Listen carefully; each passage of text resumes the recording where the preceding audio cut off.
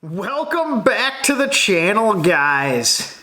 A little different start to the video. Had some technical difficulties recording at the shop, and I lost the first part of the intro. So we're gonna be here instead. I'm supposed to have a pile of LS swap parts behind me like you'll see here in a few seconds, but instead, I'm gonna hold a pillow that has a Land Rover on it. This will do. But today's video is gonna be on an LS conversion kit we just got in the mail after a few month back order. I mean, maybe 6, I don't know, somewhere around there. But it is 2021, world's crazy. That's just how it goes. Nothing comes on time anymore. Doesn't bother me none. But anyways, it is for our 2004 Discovery 2, and we're gonna abruptly cut in to the actual footage with the parts behind me. So sorry about that. We have a few Discovery 2s around. This one specifically is for our 2004 that is lifted on 35-inch tires. Nice little California vehicle, which means a little bit of baked paint, but no rust. That's what we like. Being it is a 2004, what does that mean? That means it's got the sleeve sliding 4.6 in it.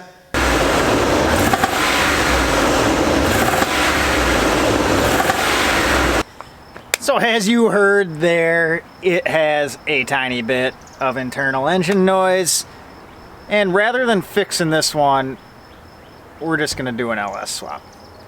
We have another option that was our backup plan. I'll show you that right now.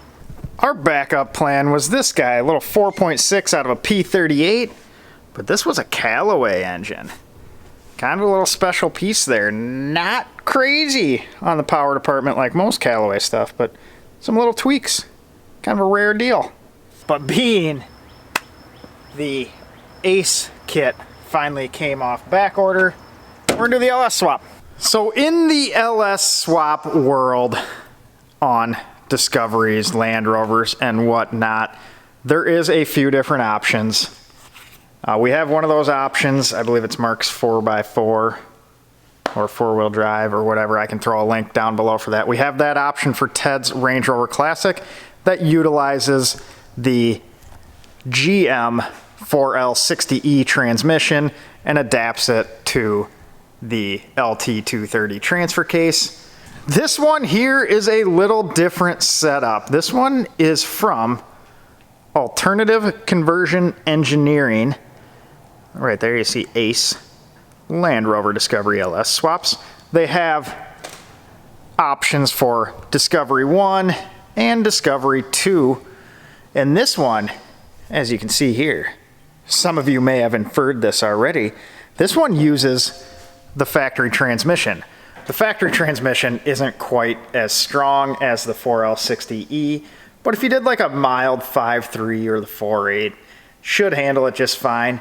But that leaves us with integration to the factory cluster, factory traction control, factory hill descent.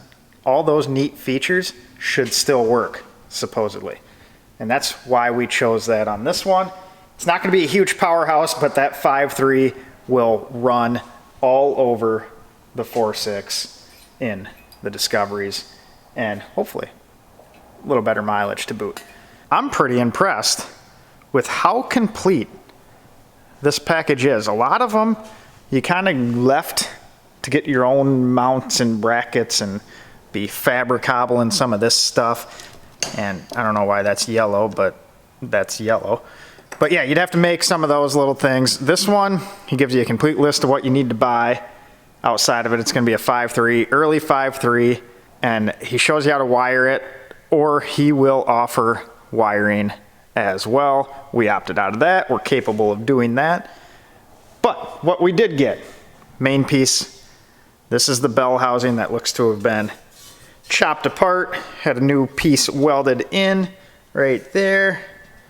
Little machined action. This bolts on to the factory transmission. And then we got a little spacer plate and some beefy aluminum bracketry. Not sure what that's for. Guessing these guys are motor mounts. Those look like motor mount plates as well. One of these things, a yellow thing with 2 bolts. What's this guy?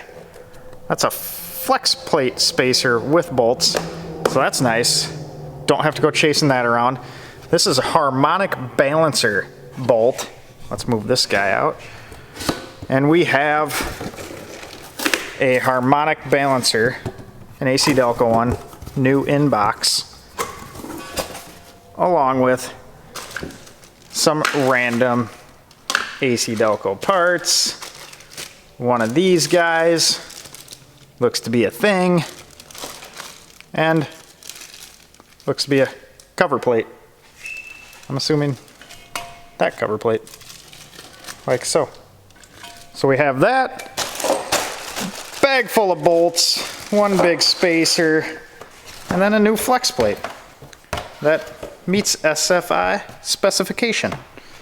So, pretty complete kit.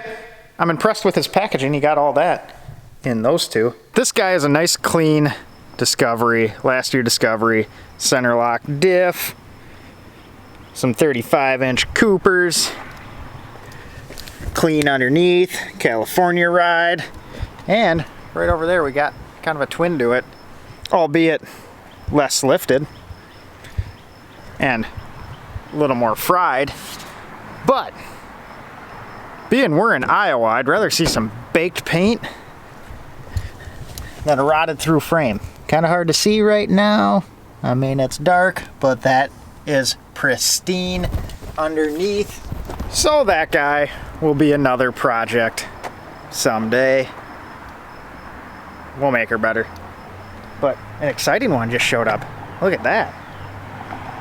That's an 88 Defender 90, 200 TDI, rusty bulkhead, rusty frame, rusty doors, but we already have a pile of parts on the way that cost more than the vehicle itself. So, future videos, always future videos. So now we are on the search for the right GM53. We're gonna either run like an LM4 or an LM7. Just need to locate one of those. They're everywhere. Might do a reman or just find a good used one. Haven't decided that yet. So once we get that in, we gotta get that Discovery over there finished up first. And then we get a yanking engine on the gray one and get this guy in. And we'll have another video on that and we'll let you know how it goes. After we put a few miles on it, we'll give you our input on how it drives. What kind of mileage. Pretty excited to see if we can get a little better mileage out of a Discovery because they aren't great. It's not great. If you have one, you know that. But yeah, so this could be a nice option with a complete kit. It's a little costly. I'll throw a link up down below, but looks complete. You get to use your transmission, which is a nice little bonus. Don't have to source one of those. The Discovery transmissions, I mean, that's going to be the weak point of this swap. I mean, you could probably overpower it, especially with some 35s. If you put some lockers in and you go a little hog wild, you do a cam and some headers and whatnot, you might make too much power, but we'll try and keep this one tame and try and save the transmission, but we'll let you know how that goes.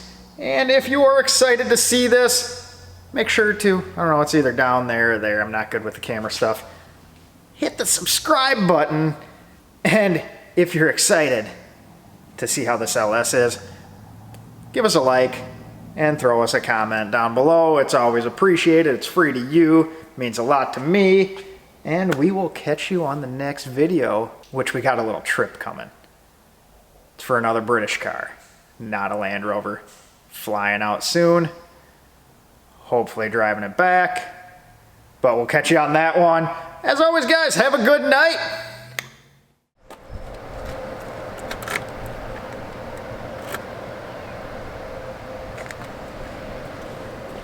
Not the right key. Not the right key. You got those issues when you have too many Discoveries.